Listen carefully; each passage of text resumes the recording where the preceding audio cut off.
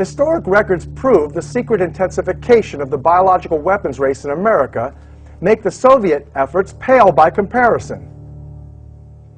Here to prove it are three of the most stunning and condemning documents in biological warfare history. First is a never declassified congressional record of 1969 showing the Department of Defense requested $10 million to develop, quote, synthetic biological agents for germ warfare, end quote, through the National Academy of Sciences, National Research Council, that is, the NAS-NRC. That's nearly half of the amount of money given to all of biological weaponry that year. These new laboratory creations were descriptively and functionally identical to HIV/AIDS. Mind you, this was 15 years before the contested discovery of the AIDS virus by this man, Dr. Robert Gallo, who, as you will see in a minute, oversaw Litton Bionetics, the Army's sixth leading biological weapons contractor at that time. Bionetics also operated the entire administration of the National Cancer Institute's programs at Fort Detrick at that time as well. This private company was a medical subsidiary of the mega military weapons contractor called Litton Industries. Litton's president, Roy Ashe, was Nixon's alternate for the National Security Advisor post he gave to Kissinger. In consolation, the president made Ashe his White House chief of American business and industry. As Roy Ashe was joining the Nixon White House staff, Kissinger ordered Admiral Zumwalt of the Navy to do a reassessment of America's biological weapons capabilities. The Navy has always been at the forefront of such things. Bioweapons were cheaper to make and could be made to target certain people, even certain ethnic groups. There is no doubt that Fort Detrick's sudden cancer focus was part of a greater depopulation plan.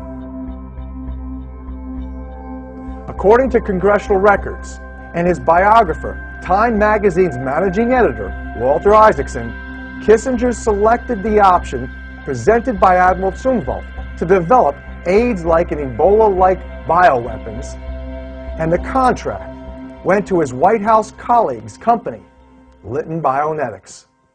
There is now no doubt that Dr. Gallo officiated the development of these AIDS complex viruses. His group at Bionetics combined leukemia, lymphoma, and sarcoma viruses from various species of animals nearly 15 years before he was credited by the Department of Health and Human Services for having discovered the cause of AIDS, a similar retrovirus. They said this would lead to a cure, an AIDS vaccine within 3 years. It never happened.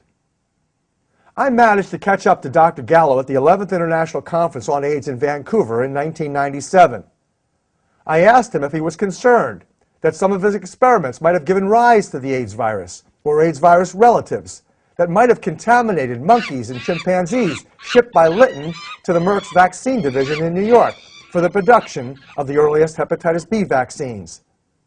Here is the exchange Dr. Gallo eventually apologized to me for.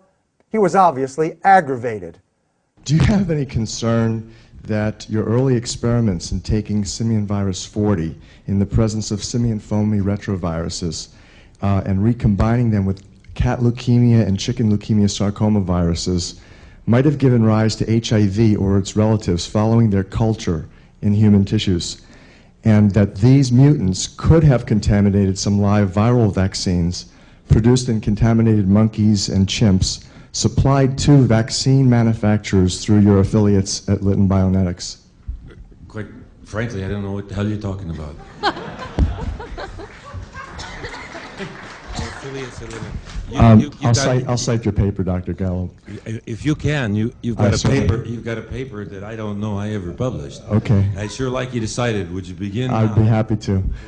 National Academy of Sciences, 1970, Gallo et al. It was an oral presentation that you presented before NATO and NATO audiences in Mol, Belgium. You published it. It's in the National Academy of Sciences. I'll be happy to show you the paper. Stop. I mean, this is beyond asinine. In Mol, Belgium, my first trip to Europe, so I can remember it, A NATO meeting did take place. NATO meetings fund all scientific meetings all over the world, even East-West at that time. Biologic meetings, scientific chemistry meetings, all kinds of meetings. Meetings about motherhood, fatherhood, everything. And what I talked about in Mole, Belgium, was in the 1960s, long before gene cloning took place, before I ever worked in virology. What I talked about was cellular transfer RNA, okay? And that's Mole, Belgium. Proceedings of the National Academy of Science, an SV40, I never published a paper in my life, an SV40, except the transfer RNA species. In SV40 transformed hamster cells compared to non-transformed cells as a control. You've got pineapples, kiwis, grapes, and cherries mixed in with some other tutti frutti. I don't know what in the hell you're talking about. And excuse me. I'm a little bit tired of this kind of nonsense and crap. And Gallo, Sarin et al. Were Lytton bionetics researchers were your co-authors in which you combined cat leukemia and chicken sarcoma viruses to create to evaluate the leukemia sarcoma complex models. I'm really smart. Yes, we did it. Everything was created by us working in the laboratory. Look, just for those with some little bit of understanding of this, who care about this kind of idea. I mean, I've had a lot of things said, but I've never had anything quite like that one. There were people who thought and made postulations that, it was not actually directed at me, this is a good one, a new one, but that HIV could have been created in laboratory experiments. There are two answers to that are definitive, conclusive, that no scientist could have deliberately created them unless he was a super genius and 10 years ahead of his time. The AIDS virus definitively existed long before molecular cloning. That's point one. Point two, we know the full sequence, the genome of HIV. It was published by our lab in 1985 and by a group from Paris around the same time. The genome has no homology to any known existing virus in the world, except SIV discovered after it. Has nothing to do with cats, has nothing to do with chicken sarcoma viruses. SV40 is a DNA virus that comes from little animals that can transform cells in culture, has no sequences in HIV. Further, we never worked with SV40 with those viruses together, and if we did, the whole thing would be irrelevant. And I think you need to begin with Biology 101 high school, okay?